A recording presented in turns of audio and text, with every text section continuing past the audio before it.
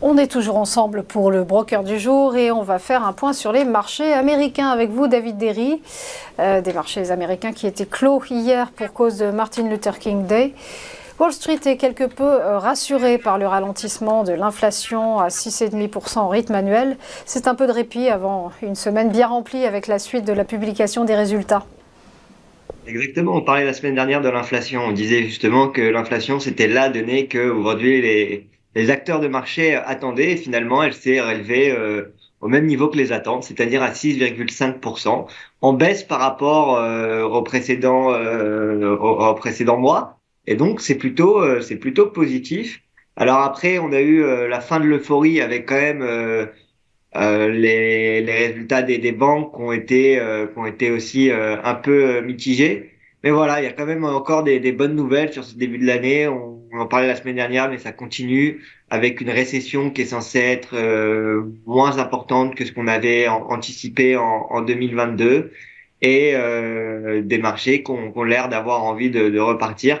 Maintenant, comme on le disait, on est en plein milieu de la saison des résultats du quatrième trimestre en ce moment. Et donc, on va suivre ça aussi avec grande attention. On va revenir sur les banques juste après, qu'on publiait la semaine dernière et qu'on ouvert le bal comme d'habitude. Mais sinon, on s'attend à ce que les entreprises du S&P publient des chiffres en recul, hein. Par exemple, sur le S&P, les experts ils estiment qu'il y aura un repli de 2,2% en moyenne des bénéfices des entreprises du S&P. Et si on exclut le secteur de l'énergie, ça va même monter jusqu'à 6,7% de recul par rapport à l'année précédente. Donc, c'est encore un peu trop tôt, je pense, pour s'annoncer vainqueur. Mais en tout cas, ça donne espoir et vous l'avez très bien dit tout à l'heure pendant la chronique d'Antoine. On n'a pas eu le rallye justement de Noël, mais on a eu un bon rallye sur ces deux premières semaines de janvier. Avec le meilleur démarrage pour le CAC depuis 1997, ça ne nous rajeunit pas. Donc on va suivre les résultats cette semaine, hein, notamment ceux de Netflix ou encore Procter Gamble. Exactement, qui sont des boîtes attendues. Alors Netflix notamment, Netflix qui est très suivi, Netflix qui ces deux derniers résultats malheureusement ont été compliqués pour Netflix, hein.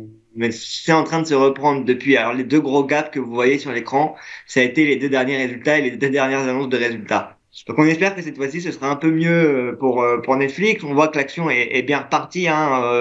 On était descendu à moins de $200 l'action. Là, on est en train de repartir. On revient vers les $350.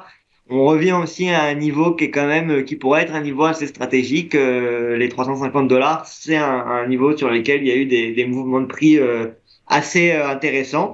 Donc voilà, on va voir ça. Netflix qui a beaucoup de concurrence, Amazon Prime qui continue à grandir, qui d'ailleurs a volé la place de Netflix en numéro un aux États-Unis en 2022.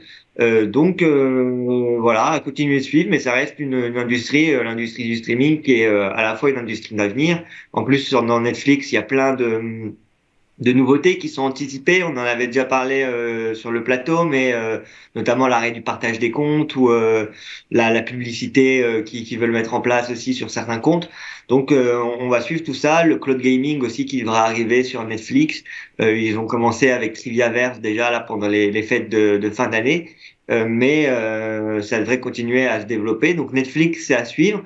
Et puis sinon, Protect Gamble. Protect Gamble, c'est surtout pour regarder voilà et quels sont comment le retail, la grande distribution, etc. Les marques qui justement communiquent avec le grand public, les marques que le grand public utilise et achète, comment elles se comportent. Donc ça aussi, ça va être assez intéressant à suivre et tout ça, ce sera cette semaine. Alors on le disait tout à l'heure, gare à l'excès d'euphorie puisque vendredi les banques ont démarré la saison des résultats avec des chiffres mitigés, hein, notamment les grandes banques Citi, JP Morgan, BlackRock, etc. Exactement. Alors, ce qui est intéressant de regarder, c'est de voir ceux qui font bien et ceux qui font moins bien. En l'occurrence, BlackRock a partagé des résultats assez impressionnants. Citi, eux, ont un bénéfice qui recule de l'ordre d'un peu plus de 20%. Donc ça, c'est un peu décevant. Et puis, ce qui a marqué pour la majorité des banques centrales, des banques centrales, pour la majorité des banques qui ont publié, ce qui a vraiment marqué pour le moment, c'est justement la hausse des taux. La hausse des taux qui impacte toutes les banques. Alors certaines positivement, hein, comme c'est le cas pour JP Morgan notamment, qui a pu profiter de ça pour générer plus de revenus sur cette activité de crédit. Mais derrière, on a d'autres entreprises, notamment Citi, comme je le disais, qui eux sont pénalisés par ces nouvelles-là, parce que les gens, en fait, avec cette récente hausse des taux, empruntent moins. Donc voilà, c'est dur pour le moment d'annoncer une vraie couleur sur les prochains mois.